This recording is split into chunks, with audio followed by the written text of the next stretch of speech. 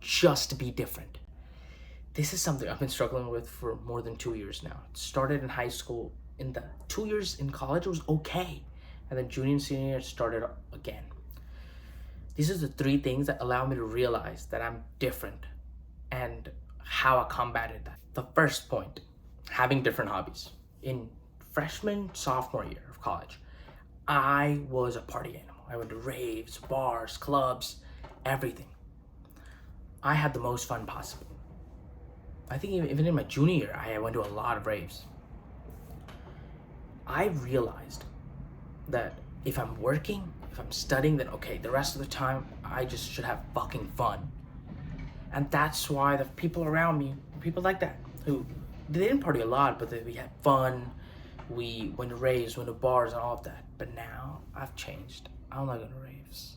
I hate bars. I don't drink alcohol. I've been sober for 2 years now. And the thing is, now that I don't have these hobbies, I don't meet my friends a lot because I don't know what to do with them. And I think this made me realize when I stopped drinking, I still went to some parties and I stopped parties and then I stopped raves. I had to be different because my friends were going out.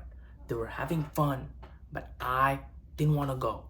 And I did go once or twice. Then I realized I'm going just because my friends are going. But I hate raves. Like halfway into it, in my mind I go, when am I going home? When am I going home? When am I going home? And that's when I realized there's no use wasting your time trying to be someone else. Just be yourself.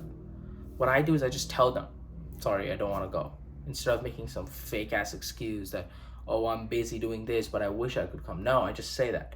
But one thing you have to be okay with when you have different hobbies and you say no is that remember that once you keep saying no, they'll just stop asking you to show up. Don't feel bad. For me, that happened. I was like, why are my friends not inviting me? Because I was being hypocritical. I want to meet them when it's convenient for me, but I want them to have time for me whenever. And that's not how it works. If you say no multiple times, they're just going to stop asking. And it's okay. It's okay to realize that you don't even want to be there. You like the idea of going, but when you get there, it's going to suck because you don't like the hobbies you do. You like those people, but you just don't like the hobbies that they're interested in. Second thing that made me realize how I'm different.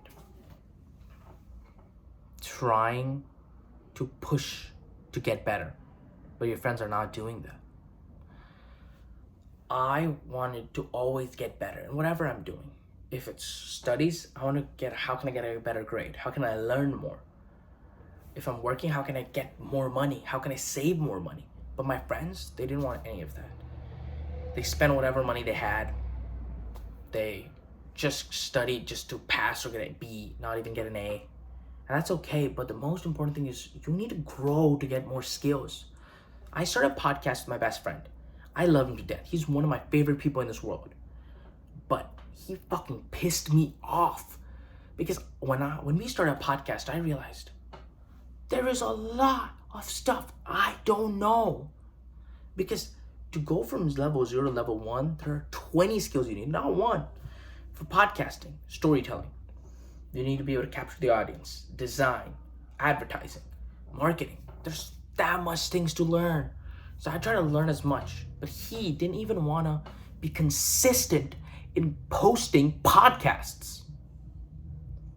Like I told him, let's post twice a week or once a week, and we barely got recordings done. I drove 30 minutes to get a podcast recording done, and he didn't really care that much. Like if he was busy, he's like, let's hang out. There's no use doing it. At some point, I just gave up because I realized I'm trying to push myself and I'm trying to push my friends. But if you don't want to move, I can't do anything because they only want to commit to things when it's convenient for them. But that's not how you learn. It cannot always be convenient. There are going to be days when you don't feel like doing it, but you have to do it anyway. And that made me realize, oh fuck, we're different. But I like them. They're my favorite people, but we're different. When I started doing things on my own. I didn't want to have a partnership with my friends or anything because I wanted to be able to control the way I see success. Because on this YouTube channel, everything goes through me. I can't blame anyone else. On my podcast, there's so many times I just stopped trying because I started blaming my friend. But I said, rather, let me just try everything on my own, because I'm not gonna do something with someone who's not even trying to make it work. The third and final one. This is something that I had to change for myself too. It was all talk and not doing any work. My friends and I used to always talk about what we're gonna do, how amazing it's gonna be, how the next 5 years are gonna look. But we didn't do shit. We just sat around talking about, oh, how do we feel? What is our goals? Where do we see ourselves? What is our biggest fears? But those don't fucking matter because there's no work being done. Like, I watched the first, I think, 2.5 years, 3 years of my college life. And I sit there thinking, what the fuck was wrong with me? I'm just sitting there going, oh, this looks cool, that looks cool. I'm not doing shit. I'm not growing in any way. Anything I say is all bullshit because I'm not doing anything about it. Because it takes 5 seconds to make a goal. It takes 2 years to reach that goal. And when I realized that switch happened, I think junior year, second semester, everything changed. I started realizing that sitting around with my friends was cool, but it was not cool anymore because they just talked about shit they want to do, but they're not doing anything about it. Like, go do something. And this is something that took me, I would say, 8 months to change. I just kept saying, I want to start a YouTube channel. I want to start a YouTube channel. I didn't start a YouTube channel 1 year after I started speaking about it. Think about it, 1 year, because that was something ingrained in me. And that's not my friend's fault. That's even my fault because I kept talking about shit instead of doing shit.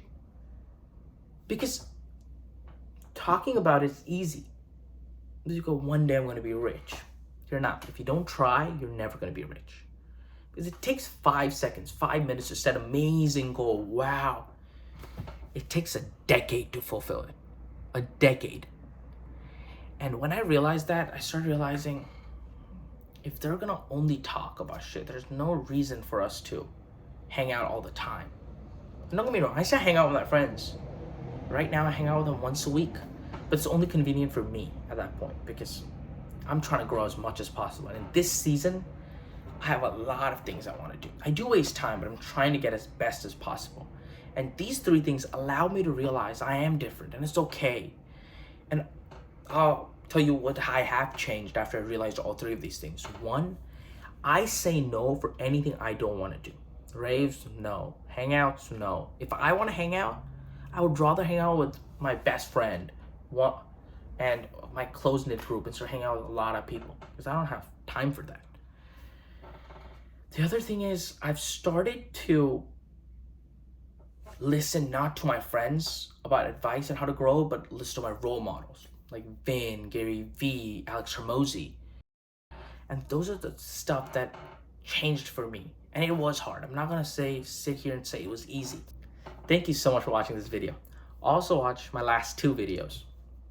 1 on doing things alone, and 2, how to be fearless. And I'll see y'all next time.